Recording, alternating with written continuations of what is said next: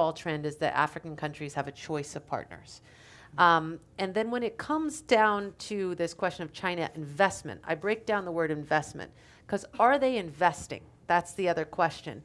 What typically happens is the majority of major Chinese projects on the continent are infrastructure projects financed by China XM, so whereby the Chinese company gets money to build the infrastructure is left behind and the Chinese company goes home.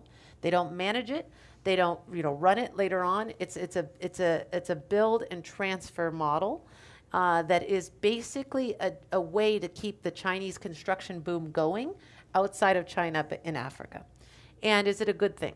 In my view, in general, it is, because those roads that are built, first of all, it's not a lot of people are like sitting in a room being like, me, I'm going to build those roads. No, it's not like a lot of takers to do these particular rail and road projects in particular. So once the road is built or the rail is built, what does it mean? It means that companies getting products in, whether they be local entrepreneurs or Coca-Colas of the world, they can move their products cheaper because the transport is there.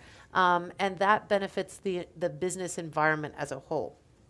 So those are the positives. The negatives maybe are the kind of governance. These are bilateral deals that are usually done on a government-to-government level, and they're not always the most transparent.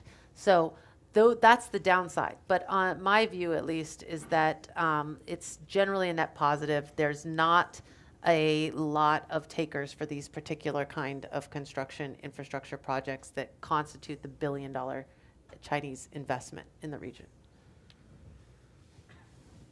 Okay. I'm going to try and link three questions here because I have a number of cards, and this will generally go under the rubric of please get off your cyber bandwagon.